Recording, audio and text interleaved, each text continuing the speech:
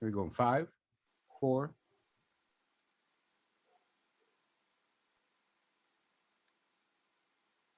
Welcome to KC Cares. We're Kansas City's nonprofit voice, and we're telling the stories of Kansas City nonprofits and the people behind them. KC Cares is the intersection of the nonprofit and profit communities, making Kansas City a better place to live, work, and play. KC Cares is proudly sponsored by the Ewing Marion Kauffman Foundation. I'm Ruth Bombigas. There are more than 8,000 nonprofits in the Kansas City area, and one organization, the Midwest Center for Nonprofit Leadership, is focused on helping them survive and thrive, offering programs and services, great advice. This great resource for the nonprofit community is headed by none other than Dr. Scott Helm, who recently took over at the helm. And we're so glad to get to have this conversation with you. Welcome. Thanks, Ruth. I'm happy to be here. Okay, so tell us how you got to the helm, and then we'll dive into the organization itself and let everybody know what that means for you and for the whole nonprofit community. Absolutely. So, yeah, I'm from Baltimore originally. I moved to Kansas City in 2001 to pursue my PhD at UMKC in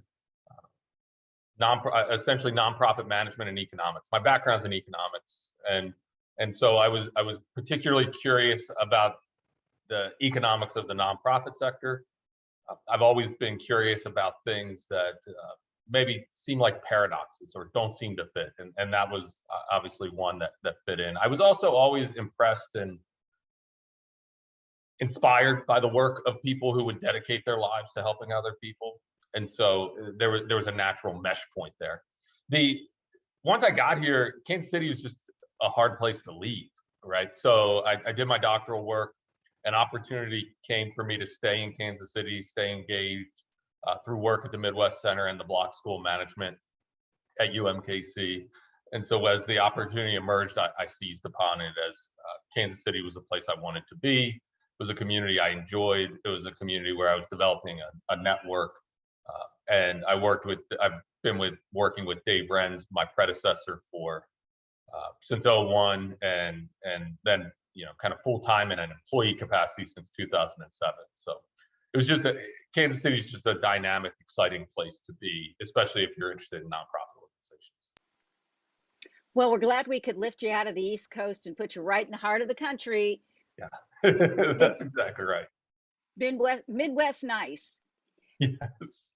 I've noticed that honestly, that the way that people even engage with themselves. I mean, like early days here, just people saying hi to you on the streets. It was very disarming. I'll bet that would be hard to get used to. The same can be said when we travel to the East Coast. I think particularly, it's just a different set of human interaction. Let's put it that way. Not good, not bad, just different. There is, yes.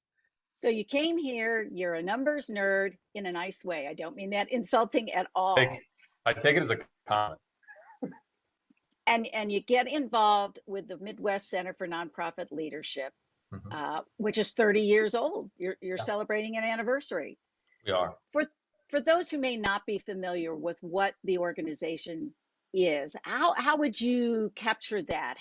What's your elevator speech or your coffee shop pitch as to what the center does? Yeah. Our job is really simple. Our job is to help build healthy communities by developing the capacity of the organizations that serve those communities. If we're doing our job well, it enables those who really have the subject matter expertise or the professional expertise in other areas to do their jobs better. And of course, you're housed at UMKC. So what's that relationship like? Yeah, it's changed throughout the years. It's always been. I think there's huge advantages to being at a university, and it becomes part of our strategic orientation as a center. I think it's critical that we talk to organizations a lot about being authentic, and I think that we have to live by that also. And so, because we're a university center, we base almost all of our capacity building and consulting work on an empirical foundation, right? So we aren't the organization to come to for strategic planning if you just want somebody to come to your room and talk about your wish list. Like, we're going to get in the numbers, we're going to do some surveys, we're going to collect data, and we're going to try and help you make better decisions based on what the data is. And sometimes that's numbers, sometimes that's qualitative, right? We're very passionate about our qualitative research work as well. But because we're a part of a university, it's in our DNA to seek knowledge in all that we do. And so we are, in all of our capacity building is based on an empirical knowledge seeking foundation. So not just guessing, trying to get in there and figure out what's what, who's on first, what's on second. Yeah, and I think in some ways that's put the Midwest Center kind of ahead of the curve traditionally. I do believe that approach has gained a solid foundation the last 5 to 7 years across multiple sectors, including the nonprofit sector, right? So I don't think we're necessarily a unicorn or unique in that space anymore. There's some great organizations in town. Some are for-profits that are using data to help organizations make better decision making. I think Proof is one of those organizations that does it from a donor cultivation perspective. But yeah, it's not about guessing. And more importantly, it's not about what the people in the room think. It's about making sure that when decisions are being made, they're considering what the constituents they serve think. And from that perspective, I would even highlight that more as unique and important to our work. You call it design thinking, call it human-centered design, whatever title you want to put on it. We really encourage the organizations we work with to understand the deepest need set of the people they serve. And that can be true in donors too, by the way, right? What are the needs of their donors? What are the needs of the constituents they serve? And from there, begin to develop strategies and programming or communications that satisfy those. So how is the center structured so that the outsider, maybe the nonprofit leaders or employees or even donors, understand that? Yeah, we're pretty flat structure, right? So we've always kind of referred to ourselves as a boutique operation. While we're part of the university, we moderately operate relatively independently in that sense. So there's the director of the center, which is me in its current form. It was previously Dave Renz. And usually that director does, in addition to the administrative work, which I'm sure no one cares about, the director typically is kind of the lead consultant, and that's my role, right? So I lead consulting activities. In addition to myself, there are 2 other full-time employees. Mark Culver, who most of the nonprofit community knows by name, if for no other reason, from his Monday email blasts that go out, his communications. And then Monica Rizak, who is a PhD in statistics and methods, who heads up a lot of our research services. In addition to them, we also have very close relationships we have Cindy Laufer, who's been with the center quite a long time, who is very involved in our programming, and especially in our program administration with like our new fundraising leadership program, as well as many of the consulting activities. She'll lead a lot of, if we run focus groups, she'll lead a lot of those focus groups. And then we have a network of senior fellows who also do consulting with us or on our behalf. And as I was doing a little bit of research for our conversation, there's really, it seems to me, 3 large buckets, as it were: research, community initiatives, and capacity building. Mm-hmm. Why don't we take them one at a time? Sure. And share with that, what each area is focused on a little bit more in depth, and then how that relates to the nonprofit who may be coming to the center for help. Yeah. You want to just fire one out, and I'll go at them as you throw them out.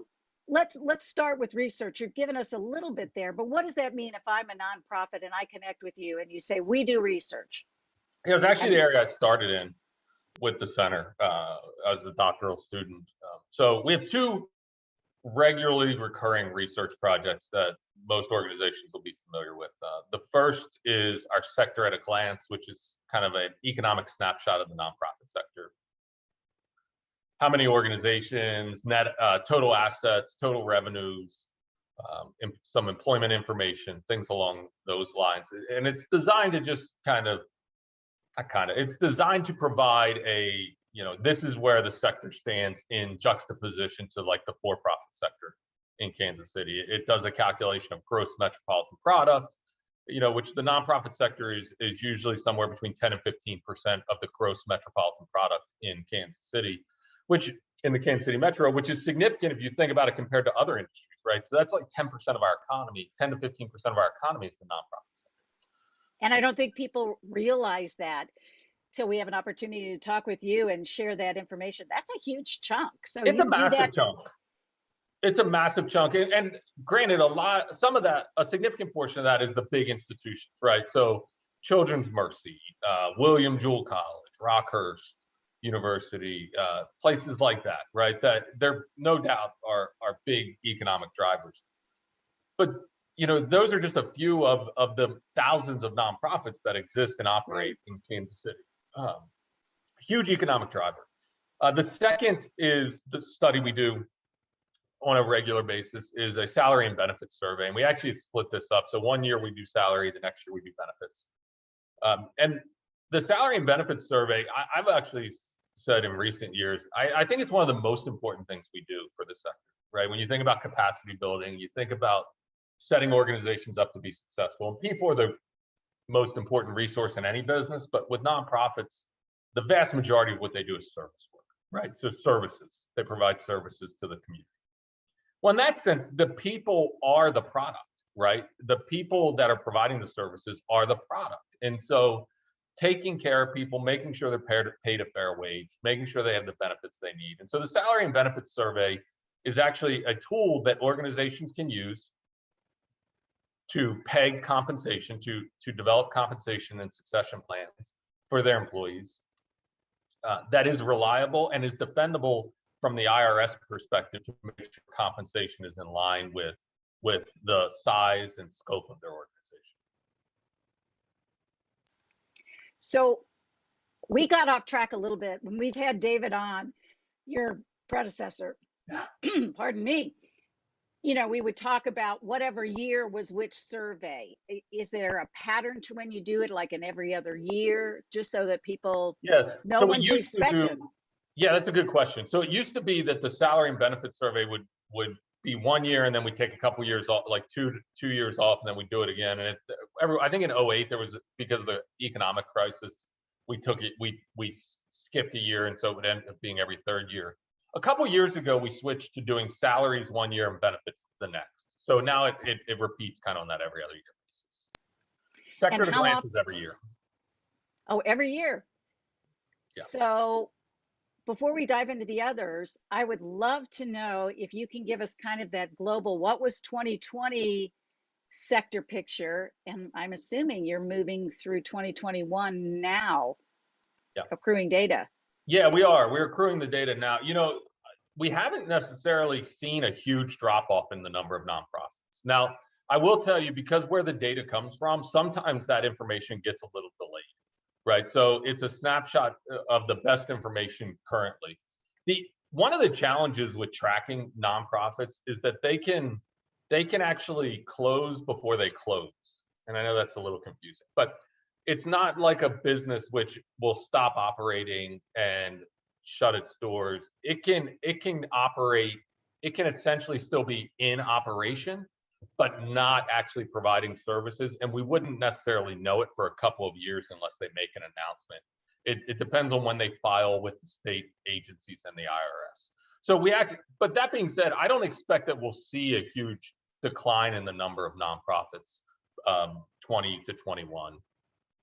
There hasn't been a disruption from my observation that would that would lead to a large decline.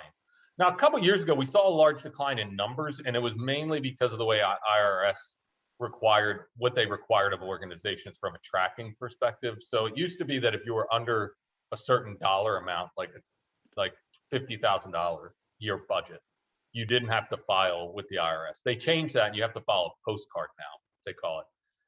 So there was a year, probably about 8-9 years ago, where we saw a big drop in the number of nonprofits because they were organizations that really weren't in existence anyway. We were counting them, but we didn't have a reason to not count them. I don't think we'll see that between 20 and 21. That's interesting because I remember having conversations through the first year of the pandemic, now that we're lapping over, where there was concern that there was going to be a lot of collapse, a lot of contraction, or maybe pulling together of organizations versus staying out on your own. Yeah, we still may see a little bit of that. Sometimes, though, even the problem with that is if they don't ever dissolve. So even if an organization gets absorbed by another, but they don't dissolve the organization that goes away, we won't know it immediately. We may know it anecdotally. The other thing I'd say to that is a lot of the funding that came through the paycheck, the PPP. Thank you. The PPP helped a lot of nonprofits because they qualified under the PPP. So a lot of nonprofits were able, I think it really helped organizations survive in a year where event revenue went down dramatically. Why would you say overall it's important to do that sector at a glance report? Why does that matter to the outsider who may not be involved in the nonprofit community or someone in the nonprofit community? Yeah, so I think there are a couple things. One, we're trying to move.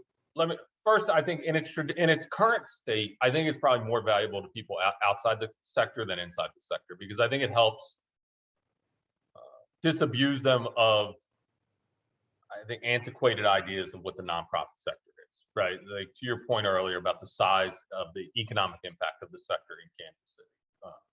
That's significant. If we lost 10% of our economy, it would be dramatic of what it would do to Kansas City. So I think that's one from that perspective. I think two, it also helps that same audience, that external audience, realize that this is a professional field, right? This isn't, I grew up Catholic. It's not the bingo. It's not this kind of quaint social club. These are professional organizations filled with professionals who are trained professionally in their fields, who are doing important work in the community to help people and to help our local economy. For people in the sector, I think it helps them kind of potentially see where they fit, because we do also do that by different what's called NTEE codes, which is National Taxonomy of Exempt Entities, which is the part of this entire conversation people will black out on. It's essentially the classification code for the nonprofit sectors, but it's like arts, education, healthcare, things like that. And so they can see how big that area of the sector is growing. That can help them. Our goal with that work, though, is to make it online and customizable, so organizations can start using it for grants. Like, what is the size of the area? What are your similar service providers or competitors? Where are they located? So if we can map them. They can see how many other similar organizations are within X radius of their operations, and that's the direction we're going with that data, so that it can actually be a tool for a needs assessment for existing organizations. Well, thank you for that tool. Where can folks find this? Where can we see it? Where can we dig into it? It's not up yet. When it's up, it'll be on the Midwest Center's website at www.mcnl.org. Perfect. Great. We're talking with Scott Helm, who's head of the Midwest Center for Nonprofit Leadership. I don't want to get us stuck too much in the research, but it's kind of fascinating. You can dive really deep. Let's talk about the community initiatives you're involved in. Yeah, so we always have one or two of these going on at a time, and usually no more than that, right? So the large scale community initiatives typically, so a classic one we worked on was the senior mobility project, where we were looking at, helping design. Essentially, it's us as community pulling the community together and facilitating a community conversation and plan that will benefit the community as a whole. So with senior mobility, what we did was we pulled together the actors in transportation and senior services to identify what the gaps were and where we could help remedy those gaps as a community, not the Midwest Center, but as a community. That ultimately finished with a actual department at the Mid-America Regional Council that works in that space now. So that was very positive. Most recently, we've been doing work with Children's Mercy on obesity and the obesity epidemic that's going on around the world, not just in the US anymore. Unfortunately, sometimes we export our worst behaviors, not our best. And that we're calling that weighing in. And actually Dave Renz is still leading up that work and trying to identify, nutrition, opportunities, healthy living organizations, things along, all those actors working in that space so we can better work together. Our community initiatives are really about helping the community better work together to get to collective impact.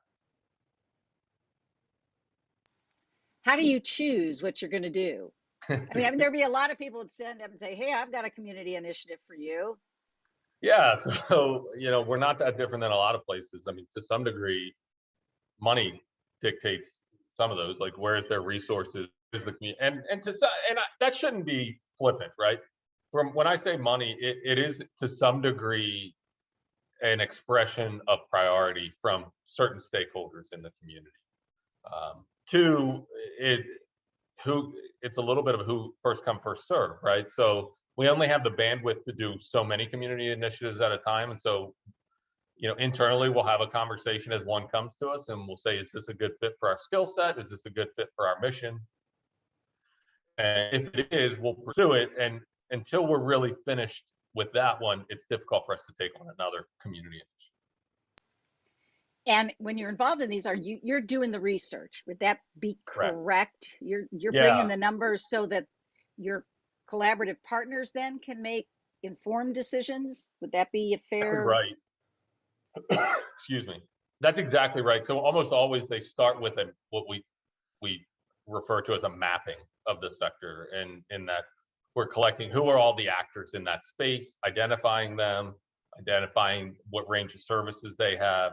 We're almost, and we do that work and we do that analysis, and that analysis reveals where there are gaps in services, where there may be deserts, right? So when you think about health and nutrition and food, there's this concept of food deserts, right? Where it's not possible to get healthy foods. So we do a lot of that work, and then that feeds the planning and strategizing that ideally leads to interventions that help remedy those gaps. And then the third area is capacity building. Yeah. What does that mean? How do you do it? Are you going out and fundraising for somebody? If so, we'll raise our hand. Okay. Yeah. We actually, it's one of the few areas we don't do a lot of capacity building. Actually, we don't do it traditionally a lot in the development space. Well, capacity building is essentially like consulting, right? But the difference I would say between our consulting and other consulting shops is our goal is for you not to need us. And I think that's an important distinction between the Midwest Center and other places, right? So when we do consulting / capacity building, in addition to helping deliver that service for you, so even if it was fundraising, helping you build it, we wouldn't just want to do fundraising, we'd want to build your capacity to continue to do it when we're gone. With each client we work with, our goal is to kind of put ourselves out of business with you, and that you are a stronger, healthier organization when we leave. Now, that may mean you come back to us in 5 years and you need work in a different area. Of course, we love that. We love those relationships. It's not, the goal isn't to keep an ongoing relationship with you in that same area. Otherwise, we will have failed in part of our mission. And now in all those areas, is it free, or, you're like every nonprofit, you got to operate? Yeah, so a fair amount of our consulting we do work with a lot of organizations that allow us to subsidize other organizations, right? So for example, I do a fair amount of consulting for the Block Family Foundation, which is paid for by the Family Foundation. We've recently been working on another project with Children's Mercy on a leadership development program. And oftentimes the Kauffman Foundation will hire us to do consulting work with organizations that they want to help build the capacity of. That then allows us to do X amount of consulting, pro bono consulting also. In addition to that, we have a variety of capacity building education programs that are both for fee, but then there are scholarships available for smaller organizations that can't afford those programs. All right, well, I want to get into the fun stuff now, because recently I hopped on a program that you all were the primary, I guess, host or organization putting it out there, and it had to do with women's philanthropy. And I would encourage anybody to go to your website if they want to, see some of that. And I know you worked with our friends over at Indiana University's Lilly School. At any rate, talk about the programs that you offer if somebody just even goes to your website and can click and sign up. Yeah, so they're going to be in most of the traditional areas that you would think of nonprofit operations. The one we're most excited about right now is a brand new fundraising leadership program that was actually designed with about 40 nonprofit professionals. So we convened a group. We said, what do you need, right? I talked earlier about that design thinking, human-centered design approach, and we really do walk the walk as well as talk the talk. And what that program is designed to do is, if you are a fundraising professional, you have the skills on how to, write a grant, solicit donations, things along those lines. However, what you still may need are those leadership skills that help you lead from the development area, right? How do you build a culture of philanthropy in your organization? How do you engage in the financial management discussions in the organization? How do you develop communications that are more effective to your ends of getting your message out about your organization and ultimately leading to dollars for your organization? Those types of pieces. And that's a new cohort-based program, right? So you'll go through with other fundraising professionals over the course of about 6 modules, which last about 2 months. They're on Fridays. And the idea is that you're also building a network of peers to in addition to learning the skills of leadership, building a network of peers to go through this with, where you come out with real tangible skills. And that's kind of another hallmark of all of our programs, is that they're not academic in nature, where it's just about acquiring new information. You walk out with tools and skills that will allow you to immediately start putting that knowledge into action. In addition to that program, we have a financial leadership series that a lot of people have taken advantage of. That, as the title would indicate, is designed to help you be a better financial manager and leader of your organization. It's not accounting, it's financial leadership. There's a difference there. And then we have a rotating topics based on what the community tells us they need at a given time. So there's general management and leadership programming. There's a focus on well-being right now in the workforce, worried about burnout. So we'll be rolling out some well-being programming. And then we do have kind of these standalone one-shot days of conferences, like the one you participated in that we did with Heartsook. We'll do another one in November, a day of learning, which we've done for about 5 years now. That is the Monday before Thanksgiving. And those topics will change based on what the needs of the community are. Well, we just have a couple of minutes left. I wanted to give you an opportunity as the, quote, new leader of the center, but you've been part of the center for a long time. Yeah. As we continue to maneuver through this year and into next year, just really quickly, what are the priorities of the center and how can people engage with you all? Yeah, I don't think our priorities have changed that significantly. I will say this, I think that the focus changes based on what the needs of the community are. And we will continue to try and lead in those spaces and use our platform to give platform to people who haven't had as much of a voice. And that is evident in our work in the, I think, DEI space. It's not, we don't pretend to be experts in that in DEI, but we will lend our platform to people who are. I think we need more opportunities. We need to give more opportunities to people who have not been given opportunities, whether they be people from the LGBTQ community, people who from racial or ethnic minorities, women. And so we have something called a nonprofit navigation series where we will have a heavy focus on DEI in that series and what it means for nonprofits and how we can all do better in that space. That's definitely a top priority for us. I think in addition to that, we will continue to try and utilize human-centered design to create programming on pace with the needs of the sector that doesn't trail them, right? So that we're modern, current, and fitting the needs set of where the organizations are today. What's the Center for Nonprofit Leadership? Dr. Scott Helm is the director. We hope to have you back on. We'd love to talk about what you're seeing when we get into 2022. Before we get stuck, Scott, thank you so much for your time. Yeah, thanks. Thank you, Ruth. Pleasure to be with you. Thank you for tuning in to Casey Cares, Kansas City's nonprofit voice, and we're produced by Charitable Communications. We're proudly sponsored by the Ewing Marion Kaufman Foundation. If you'd like to be a guest on Casey Cares or underwriting opportunities, visit our website at kccaresonline.org and spread the love. You can find us on Facebook and Twitter at Casey Cares Radio and on Instagram at Casey Cares Online. And catch us on ESPN 1510 AM and 94.5 FM Saturday mornings at 8 AM. Thank you for tuning into Casey Cares.